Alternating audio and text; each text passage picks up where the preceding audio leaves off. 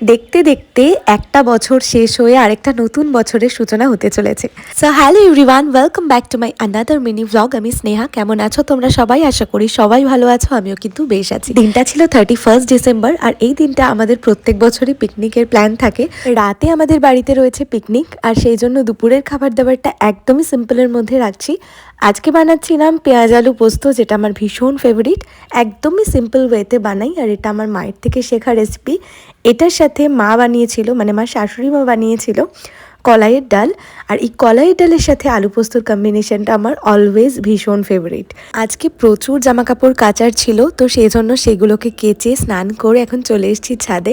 শীতকাল ছাড়া তেমনভাবে ছাদে আসা হয় না বললেই চলে। তো ঝটপট করে জামা কাপড়গুলো মেলে নিয়ে নিচে গিয়ে বাবিকে খাওয়াতে বসিয়েছিলাম। আজকে বাবির লাঞ্চে ছিল কলাইয়ের ডাল, ডিম সেদ্ধ, ফুলকপি আলু ভাজা আর আলু পোস্ত নিয়েছিলাম একটুখানি।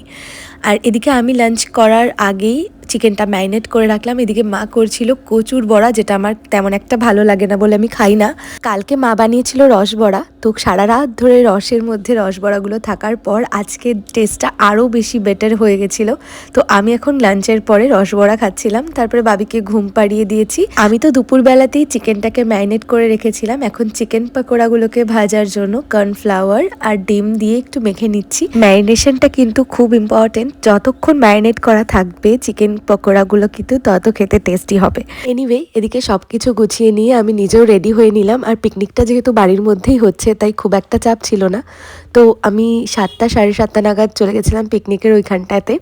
তো সেখানে গিয়ে দেখলাম যে রাতের রান্নার প্রস্তুতি চলছে, মানে কাটিং চলছে আর কি। 31 ডিসেম্বরের পিকনিকটা আমরা একটু দেরি করেই স্টার্ট করি, তো এখন অলমোস্ট 8টা মতন বাজে। তো বাবি তো এখানে এসে দিদিভাই, দাদাভাই, কাকাইকে পেয়ে ভীষণ খুশি, ওদের সাথে খেলছিল। আমি ততক্ষণ চিকেন পকোড়াগুলোকে ভাজার জন্য তেল গরম করে ভাজা বসিয়েও দিয়েছি। শীতকালে সন্ধেবেলা এরকম গরম গরম চিকেন পকোড়া খেতে তো সবাই খুব পছন্দ করে।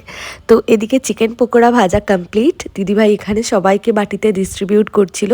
ততক্ষণে অলরেডি আমাদের কফিও বানানো হয়ে গেছে, তো চিঙ্কি এখানে কফিটা সবাইকে সার্ভ করছিল। দেন আমরা সবাই মিলে গল্প করতে করতে চিকেন পকোড়া আর কফি খেলাম। আমরা তো এদিকে চিকেন পকোড়া খাচ্ছিলাম, আর বাবিও কিন্তু বাদ যায়নি।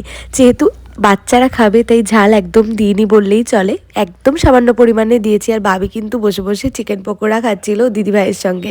তো যাই হোক, এদিকে রান্না বান্নার প্রিপারেশনও অলরেডি স্টার্ট করে দিয়েছি।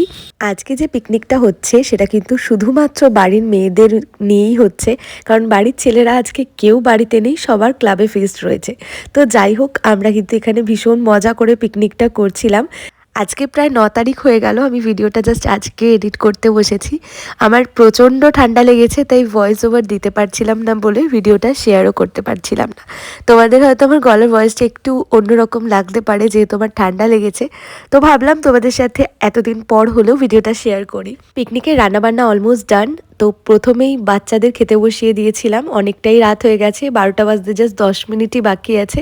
আমরা প্রত্যেক বছর নিউ ইয়ারটা এরমভাবেই সেলিব্রেট করি। রাত 12টা বেজে যাওয়ার পর আমরা খেতে বসেছিলাম।